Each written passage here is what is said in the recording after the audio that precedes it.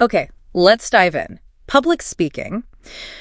For so many of us, just thinking about it brings on that tightness, you know? Oh yeah, that feeling of being stuck under a harsh spotlight, judged. And it feels like it's all about performance, like, what are they thinking of me? And, that's not just a feeling. The science shows that mindset. It actually kicks the brain's threat center, the amygdala, into gear. Ah, so that's the anxiety flood. That's the anxiety flood, yeah. Yeah. But the sources we've been digging into, they point to this really powerful shift. Moving away from taking validation. To giving.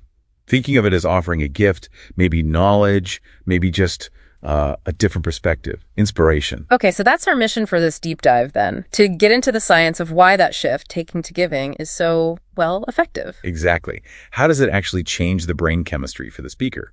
And crucially, how does that connect neurologically with the audience? We've got some really cool nuggets from the material here. All right, so let's start with the speaker. How do you get your brain to shift from that spotlight anxiety? It's more of a searchlight, eliminating the message, yeah. Yeah. Well, it boils down to reframing your purpose, shifting focus from, am I good enough, to say, how can I genuinely help them understand this? Okay. When you do that, you kind of sidestep that amygdala fear response. Yeah. Your higher thinking brain, the prefrontal cortex, it stays in charge. So focusing on your why, the reason you care, actually helps neurologically. It's a tool. It anchors you, keeps the fear circuits quieter. And I guess that connects to authenticity. The sources mention an authenticity loop. Yes.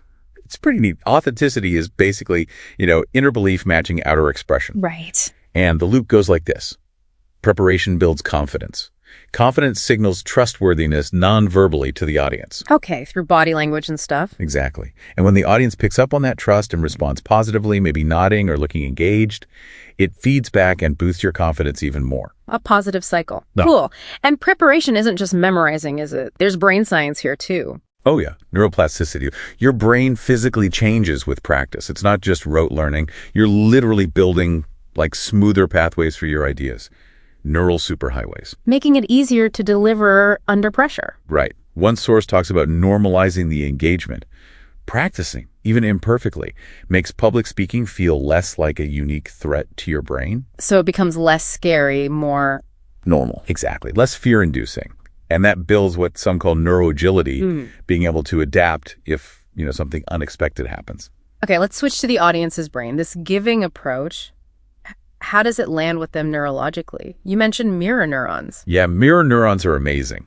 They fire in the audience's brain when they simply watch you do something, almost like they're doing it themselves. So they're mirroring your actions and emotions. And emotions, absolutely. It creates this kind of empathetic bridge. Your energy, whether it's passion or nervousness, it's sort of contagious. It spreads. Emotional contagion. Wow. And building on that, stories are key, right? Neural coupling. Yes. Get this.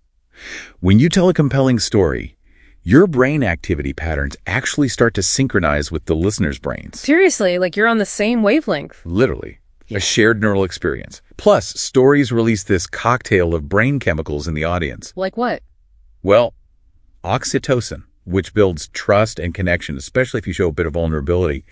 Dopamine, which boosts focus and memory, kind of hooks them in. And even a little cortisol for attention during tense parts. So that's why stories work better than just facts sometimes. The Trojan horse for data idea. Precisely.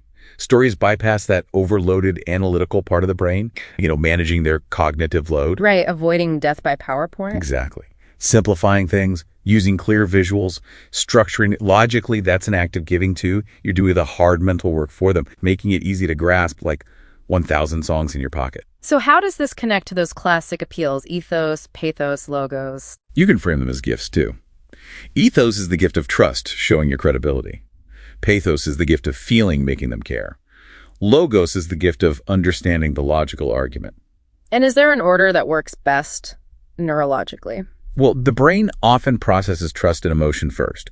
So a really effective flow can be build trust, ethos, then connect emotionally, pathos, then deliver the logic, logos. Establish credibility, make them care, then give the details. Makes sense. Yeah, you see great speakers doing this instinctively.